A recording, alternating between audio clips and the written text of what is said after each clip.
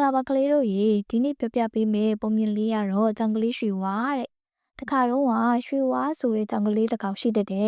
ရွှေဝါလေးကလိမ္မာတဲ့အတွက်သူ့တခင်ကသူ့ကိုချစ်တာပေါ့ကွယ်ရွှေဝါကလည်းဖိုက်စာနေပြီးဆိုပြီးသူ့တခင်ကိုအမြဲပူစားတတ်တဲ့သူ့တခင်ကလည်းရွှေဝါရေကြွေးမယ်ခဏလေးနော်ဆိုပြီးအမြဲကြွေးလေးရှိတာပေါ့ကွယ်အဲ့ဒီတော့ကြောင်ကလေးရွှေဝါကအစာရှာမစားတတ်တော့ဘူးတဲ့အစာရှာစားစရာလည်းမလိုဘူးလို့ထင်နေခဲ့တာပေါ့။တောင်ကလေးရွှေဝါမှာငညိုးဆိုတဲ့တငယ်ချင်းတစ်ကောင်ရှိတတ်တယ်။ငညိုးကရွှေဝါစီကိုတစ်ခါတလေရောက်လာတတ်တယ်။ငညိုးကရွှေဝါရီမင်းကပိုင်ရှင်ရှိတော့ကံကောင်းတယ်ကွာ။ငါလိုအစာရှာစားစရာမလိုတော့ဘူးကွာလို့ပြောတတ်တယ်။ရွှေဝါလေးကလည်းငါစီမှာအစာတွေအများကြီးရှိတယ်။မင်းစားသွားတော့ဆိုပြီးတော့တွေးလိုက်တတ်။ခညိုကလည်းကျေးဇူးပါကွာတောင်းနေကြရင်မင်းကိုအစာရှာနီးတင်ပေးမယ်နော်လို့ပြောလိုက်တယ်ရွှေဝါကရပါတယ်ကွာငါကအစာရှာစားစရာမလိုဘူးငါတခင်စီကငါဘာလို့ရတယ်လို့ပြန်ပြောလိုက်တဲ့နောက်နေ့ရောက်တော့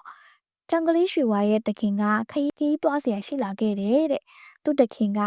ရွှေဝါရေငါခရီးသွားစရာရှိတယ်မိမတငယ်ချင်းရနေပြီဆိုတော့သူနဲ့အတူအစာရှာစားကြနော်ဆိုပြီးပါသွားတဲ့နောက်နေ့မနေ့ရောက်တော့ငညိုးကရွှေဝါစီရောက်မလာခဲ့ဘူးတဲ့ရွှေဝါကဖိတ်စာနေတာပေါ့ကွယ်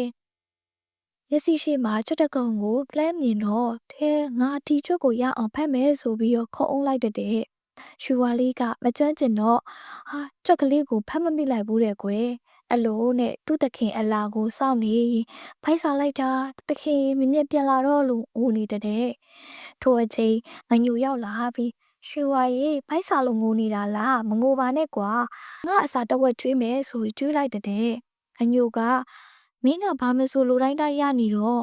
အစာရှာမစားတတ်တော့ဘူးပေါ့နောက်ဆိုငါနဲ့အတူကစားရင်လေ့ကျင့်ရအောင်နော်လို့ခေါ်လိုက်တဲ့ရွှေဝါကလည်းကျေးဇူးတင်ပါတယ်တငယ်ချင်းရာနောက်ဆိုကိုမိကိုအားကိုးတတ်အောင်မင်းနဲ့အတူလေ့ကျင့်ပါတော့မယ်ဆိုပြီး